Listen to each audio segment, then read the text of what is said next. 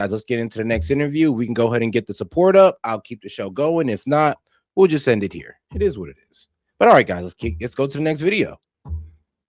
Mr. President, it's great to see you. Thanks for the time. Nice seeing you. I threw away all my questions. One question I had, we did this 5 years ago. I don't think you reflect too much because you're looking forward, but can you believe what's happened in the world and what's happened to you over the past 5 years? I just can't help but think that it's been just something to reflect. It's incredible, the 5 years. Thank you very much. It's been a great ride. We've had a lot of fun, and nothing's easy in life, but you keep at it. We have a tremendous economy going right now, and we have a country that's the hottest country anywhere in the world. And this took place over 1 year. We just celebrated the first year, as you know. Here's how I was going to start. And say it's very compelling in terms of talking about what you've done in the first year domestically, but also very compelling in the case you made about Greenland. So I was going to ask you, did you see any of your European cohorts nodding? But I guess I don't have to ask that now because of the news that it breaks very quickly. Can you go into what you just talked about with the NATO meeting? Well, we have a concept of a deal. I think it's going to be a very good deal for the United States, also for them. And we're going to work together on something having to do with the Arctic as a whole, but also Greenland. And it has to do with the security, great security, strong security, and other things. The market, 600 points, getting back a lot of some of the nervousness we had in the last couple of days. The tariffs are off. Nothing happens on February 1st. No, we took that off because it looks like we have pretty much a concept of a deal. Yeah. A deal of ownership, a deal. Well, it's a little bit complex, but we'll explain. Well, I mean, let's be honest. When we kind of took that Venezuelan oil, that put China in a very tough spot. I mean, China mainly runs off oil. Like, let's not play stupid. I know they love to sit here and preach about green energy, but they mainly run off oil. So when we took a good amount of oil from them, when we took over Venezuela or we blocked it from going to them, that put them in a very tight position to now where they got to play nice with us. Now, when we come to that negotiation table, we're going to be looking at them like, so if you want access to this Venezuelan oil, well, tell me what you're willing to do, or you're going to be doing this now.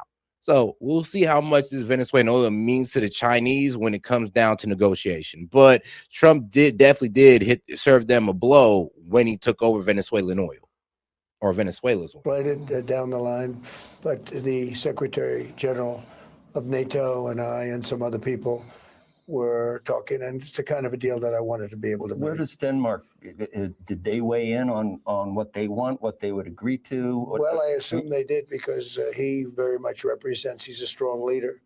Mark, Mark Rutte. And he, I assume he's been speaking to them. He's been speaking to all of them. Are mineral rights involved? Is ownership involved? Did the Golden Dome sway people? I don't want to say yet, but the Golden Dome was very compelling today when you talked about that. Yeah, the Golden Dome, and they're going to be involved in the Golden Dome, and they're going to be involved in mineral rights, and so are we. It's not specific enough to know at this point how long this lasts, whether it's forever. Forever. It'll be forever. For Greenland at this point. Yeah. Forever. That's staggering. That's better than a 99. This is what, 2 hours after. It's better than the Obama deal with the famous Iran nuclear deal with a 9-year deal. No, this is forever. This is a long term. I mentioned that you could have come over here and just talked about what you wanted to. Before you left, I think you wanted to talk about where the progress that you've made in terms domestically with the economy and everything else in the United States. And you didn't have to talk, I didn't think you had to talk about Greenland, but you're always moving on to the next thing. In the speech I gave, I talked a lot about Greenland because we need it for security, and now we're going to have even better security, I think, than I would have had before. And I know how you operate. I know that you didn't take force off of the table, but all along, I think if there was going to be a war, it was going to be a trade war. Is that fair to say? I think so, yeah. Yeah. I don't see us fighting with Denmark, NATO. I don't see us fighting with NATO, Denmark, or really anybody in the EU. But I mean, they do have the bazooka option to where they're going to pretty much try to take American companies out of their market. Yes, pretty much cut off American companies from their market. I'm like, so yeah, social media. You're just gonna, so Europeans are no longer gonna have social media because we own that. Yeah, I mean Instagram, American company. Google, really, an American company. Meta, American company. Oh, Apple. So, that's an American company. So wait, y'all gonna stop having iPhones? Like, yeah, what leverage do you really have on us? Because a lot of American companies actually is what bring prosperity to a lot of these companies around the world. Let's keep it real. So what? And that's what their bazooka option was, to ban American companies. And I'm just like, yeah, that's not going to serve too well for you guys. Y'all going to be shooting yourselves in the foot if y'all do that. And so much that to try to strengthen NATO, I'm sure you don't want to see the dissolution of something you work. I'm proud of NATO from the standpoint. Look, I brought them up from 2% to 5% of GDP. They're paying a lot of money. They pay us a lot of money because they buy missiles and they buy a lot of things. Unfortunately, Obama gave them $350 billion for Ukraine, which was just terrible. I mean, the whole thing was terrible. Should have never happened. That's a war that should have never happened. But they paid a lot of money, and I don't know if you know, but I signed a rare earth deal with Ukraine to probably get most of that back, maybe more back than we haven't. But what they did, they were just giving out money like cookies to a child. I know how much you've done today, so I'm going to bounce from thing to thing. Sure. When we talked about geopolitical concerns today, we also mentioned Iran, and I made the point that I never thought that Greenland, that geopolitical events would include an actual shooting war. So Iran's a different case. It could be tariffs, which you've already announced for Iran. Could be further action than what we've already seen in Iran. Most people think that you probably prevented the loss of, I don't know how many lives for some of the protesters. Thousands, more than that. Was that the end of the story, though? Well, they had one thing specifically that. Now, if he's talking about the 12-day war, yeah, Trump actually did stop the loss of many lives, because that war was to keep on going. The death toll just skyrocketed on both sides for Israel and Iran. And anybody that tell you that Israel was just kicking Iran's teeth in, they're lying to you. Actually, they're lying. No.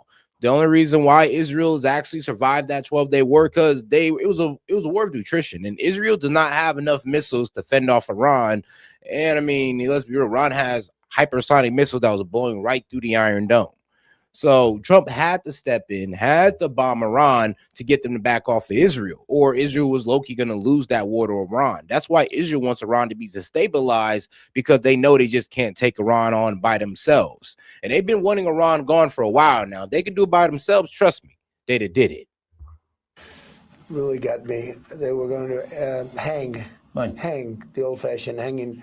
They were going to hang 837 people on Thursday. And I told them, you can't do that. If you do that, it's going to be bad. I don't want to go exactly what I said, but nasty. And they canceled it, hopefully permanently. But those tariffs are still on, including China. Has China responded to sanctions? 25% for anyone who does business with Iran, and that will go forward. Yeah, that's going forward. That will go forward. There are assets moving into the Gulf, obviously carriers and other things. So a lot of people are wondering whether that's a prelude to further action. Well, we hope there's not going to be further action, but they're shooting people indiscriminately in the streets. And they were going to look, this was a big thing for me. They were going to hang 837, mostly. Which, I mean, that's what Iran does all the time. I mean, that's what they do to all their criminals. It's not like the protesters were special. Trust me, my heart hurt for those protesters. I actually wish the revolution actually happened. But at the end of the day, I mean, we're really about to bomb Iran over what? Their people, the executing protesters. That's their people, not Americans, not even any of our allies, but just Iranians that we want to bomb Iran. Like, that's not going to get us into a war over protesters. Yeah, that's just not a smart move. And whoever is in his ear talking that, man, he needs to push them away, because bombing Iran because of how they want to treat their protesters, I mean, how they want to execute their protesters, I mean, that's on them. It's like Iran getting mad at us if we vote the Insurrection Act in Minnesota and we got to lock up a whole bunch of, not illegals, but a whole bunch of protesters or obstructionists. Like, here's the problem. Can you imagine if Russia said, oh, well, if you don't release those people who is obstructing or who is causing an insurrection, we're going to come in and, bomb you guys. It's like, wait, what? Yeah, that's exactly what we're doing to Iran, though. is we're pretty much saying that, yo, I know these people are going against your government, pretty much trying to invoke an insurrection, but if you do anything to them, we'll bomb you. It's kind of crazy when you kind of, switch out the names.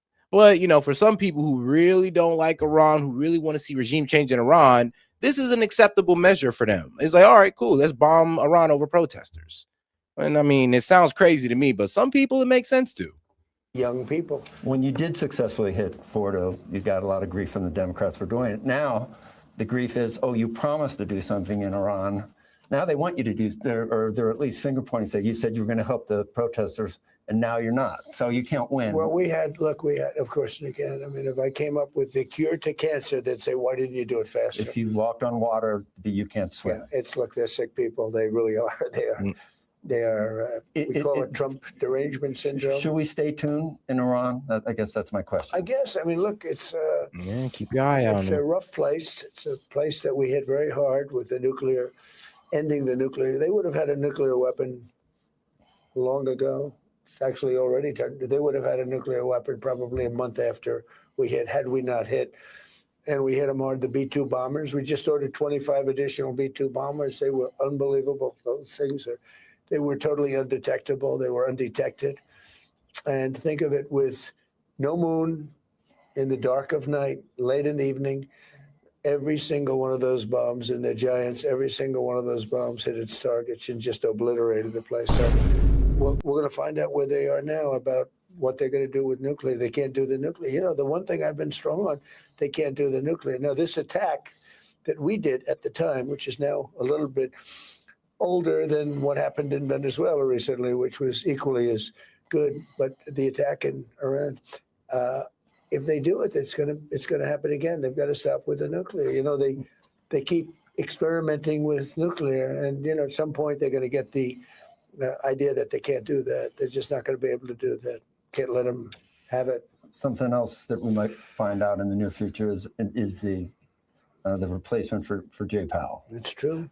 I just saw the Mr. Hassett, who I have a pretty good relationship with. It. And you're right. He's fantastic. He comes on. I like actually keeping him where he is. To want to know the truth. I don't want to listen. He's so good on television. On CNBC would be a great time to give us more. So good on Are we down to 2 now? Are we down to? I heard Rick Reeder had a strong. I'd say we're down to 3, but we're down to 2, and I probably can tell you we're down to maybe 1 in my mind. But did I Rick will say Reeder this impress you in recent? Very impressive. Yeah, he's been there because for a while the betting markets had Warsh in the lead. Well, Rick is very good. They're all good. All 3 are good. All 3 would be, I think, good. We have a problem with the man that's there now. He's too late. He's always too late, except when it comes to politics for the other side. Yeah. And he's too late, Powell, because, like I said, he's a reactive chairman. He kind of waits for the inflation to hit, for low job numbers, all of the bad economic markers to hit before he takes action, instead of being a proactive where he kind of sees the storm before it comes and make preparations for it. No, he waits till the storm comes and then tries to build his tent. I mean, we need somebody to build the tent before a storm comes, my friend. And that's just not Powell. That's what we call him, too late Powell. Where he was actually too early. Another one, a person I know you have a great deal of admiration for is your Treasury Secretary. Yeah. He made the point that... By the way, he only wants to stay where he is. That's one thing. But he's fantastic. But Scott only wants to stay where he is. His point, as a real estate guy, some people say you always want lower rates. But Scott made the point that if you have productivity gains, whether it's from AI or whether it's from big, beautiful bill, whatever it is, that you need a Fed chairman that can't get too agitated about a hot GDP number. In other words, we might be at a point where we could run nominal GDP of 8% or, after inflation of 5.5%. But that doesn't mean that it's inflationary and that you need to raise rates. So have you considered someone that could be like a Greenspan in the 90s? Well, that's what I want. I mean, right now, if you announce great numbers, the stock market goes down because they say, they're going to raise the rate, they're going to kill it, which really stops you from having any great runs. And we want to have a great run. So we're going to be at 5.5 or something. They're predicting. I don't know. It's much higher than they thought. But let's say we're at 5.5. We could be at 10, or we could be at 12. We could be at 15. But immediately when they announce good numbers. Now, in the old days, you're too young. In the old days, you think I am, but but 20. I know you look good. Whatever you're doing, keep. But look, Joe. In the old days, when you had a good run, when you had you'd announce good numbers and the stock market would go up. Now the stock market crashes every time you have good numbers because they think everyone's going to raise rates. And growth is not a big True. cause of inflation. In fact, it can go the other way. So look, we've had. I mean, that's what was happening under Biden when people were seeing positive numbers, and I'm talking about in GDP. Yeah, they would literally raise the rates. I'm like, oh well, and let's be real, there was heavy inflation going on at the time and all that, so that might actually be the main reason why they were doing it. But for your person who don't know too much about economics, it did seem like every time they gave good economic news, it would go down. But really, it was just like, yo, we're dealing with crazy inflation. The economics look good. People are making money, but we're still dealing with crazy inflation and prices are getting out of control. I mean, it is what it is. Now, here's the funny thing. They did have like stagnant, what was that? I think 2 stagnant quarters of GDP. And instead of trying to call that a recession, they just said they changed the definition of a recession. I mean, that's exactly what happened under the Biden administration. It was actually insane. Tremendous growth, and we have almost no inflation. For the last 3 months, we have 1.2% inflation, and yet we've had tremendous growth. Do you, at this point, have plans for what you would do? And you said you won't fire Jay Powell. Let's say he decides, I'm not going to be pushed around. I don't like the way I was treated. Whatever he decides. And what if he decides to stay on the Fed? He doesn't need to leave when he's no longer we'll see how chairman. it all works out. I mean, that could create a block of 4 people that still Look, vote. We'll have to, we just, in this world, we live with the cards you dealt. And if that happens, his life won't be very, very happy, I don't think, by doing it. I think he wants to get out. He has not done a good job. He's done a horrible job on buildings. He took a small little complex, the Federal Reserve complex. I could have redone it.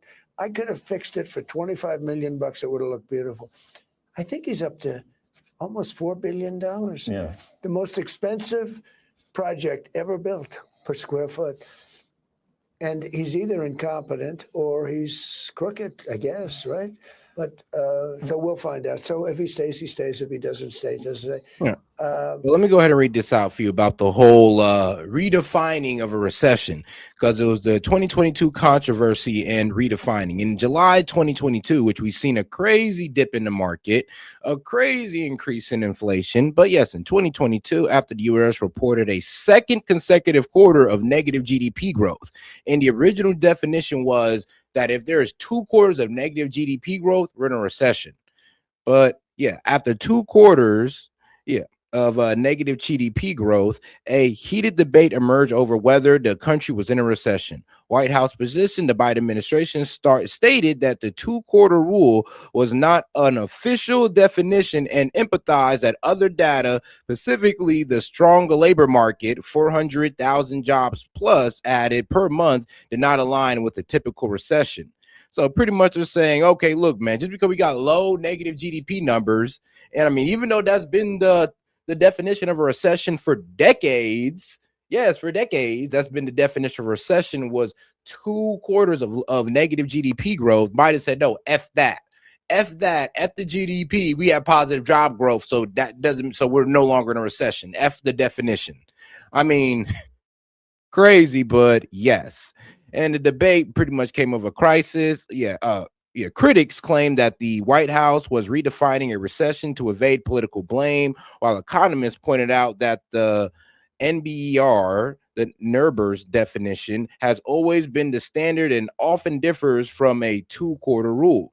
And like I said, the rule that they're talking about, what is the NBER, what it actually means is that, now see, the NERBER is NBER, NBER, or you call it NBER, does not strictly use a 2-quarter rule. Instead, its business cycle data committee looks at the holistic sets of indicators that determine a peak in subsequence through in economic data. So key factors includes depth, how deep the decline is, diffusions, of which how widespread the decline is across sectors, and duration, how long the decline lasts.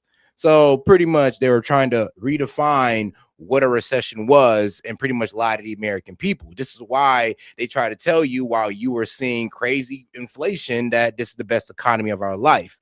While you were seeing negative GDP growth, they were telling you this is the best bro, economy of our life. Because why? Oh, we have jobs, guys. Jobs are coming in, even though there are a whole bunch of government jobs that were being duplicated through the Biden administration. And that's the truth. Bidenomics, man. Bidenomics. Ain't that a motherfucker? Boy. But yes. Do you know what would I think satisfy? that he took this job, Yeah. and they're up to almost $4 billion for a little building. I'm building this massive ballroom. I'm way under budget. It's going to cost less than $400 million. It's going to cost maybe $300 million for this massive project. I just built, relatively recently, I built a hotel, the Waldorf in Washington, and I spent like $250 million. It's a much bigger complex than the Federal Reserve and much more complex.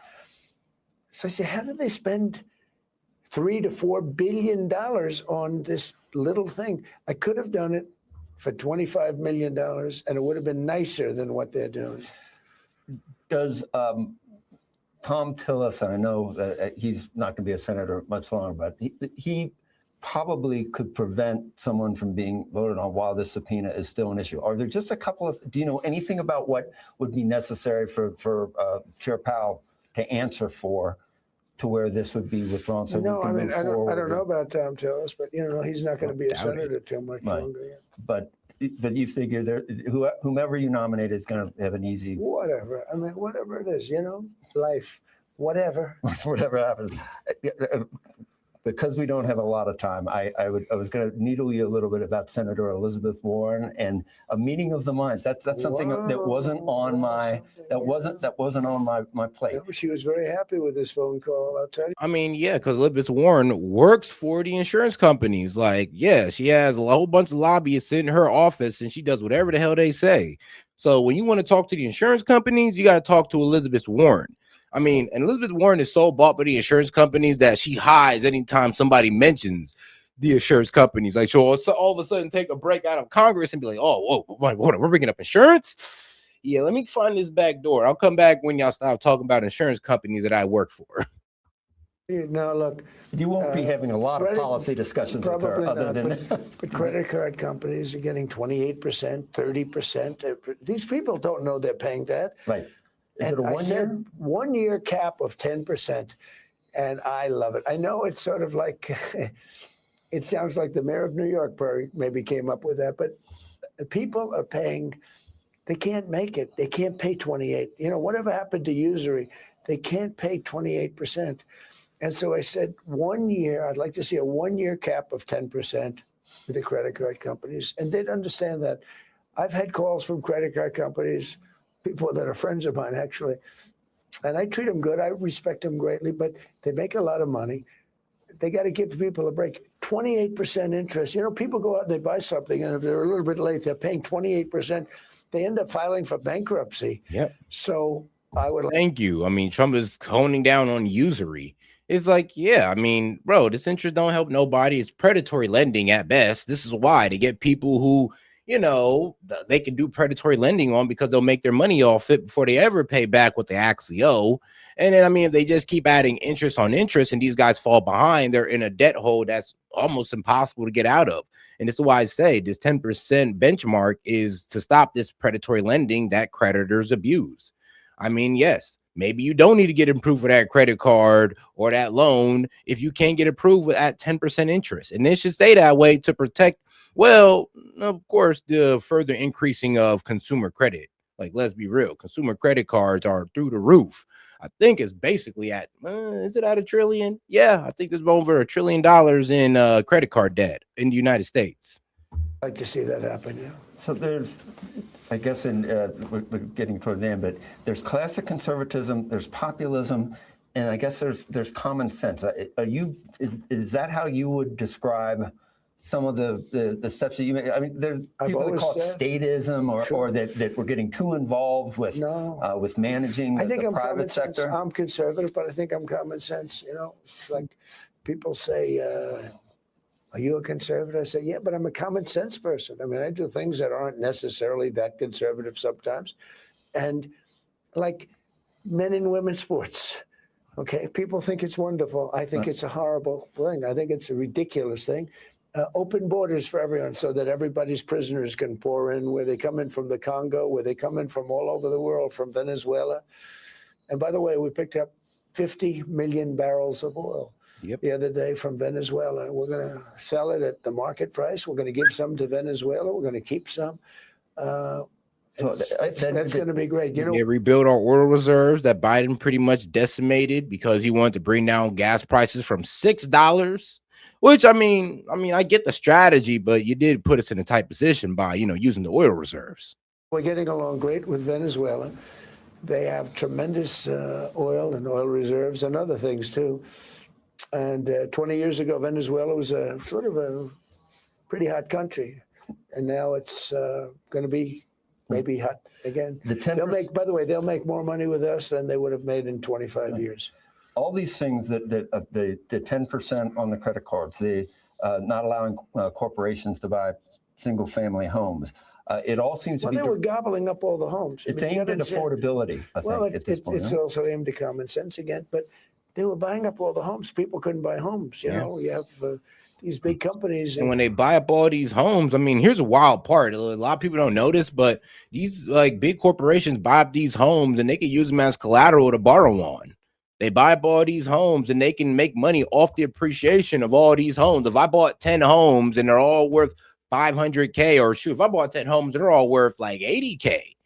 I mean, I don't even got to live in them. I just got to sit back and watch the appreciation on them. And maybe I'll add an upgrade every now and then just to boost the value and then still eat on the 4 to 5% appreciation of it. And we're talking about 10 homes. They're all appreciating at like, I don't know, 4 or 5%. And we're talking about 80,000. I'm making a good chunk of change at the end of the year. Like, let's be honest. These big corporations buying up thousands of homes and renting them or doing whatever they do with them. Some of them are flipping them for a big profit. But it got to be too much, too many. It became, it's good investment.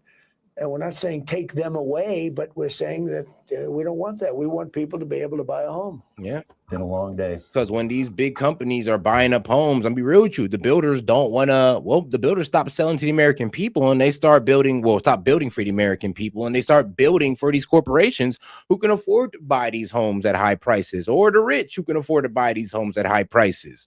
Not your average American citizen, not your average middle class citizen. They're not no longer making homes for those guys no more.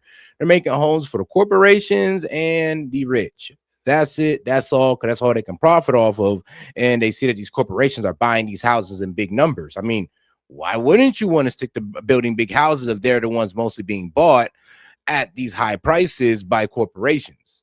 So, and they're not doing no mortgage or anything like that. So you don't even got to worry about all that. You're just getting cash up front. For you, I know. And if they do take it out on credit, I mean, at least you know you're going to get your money back.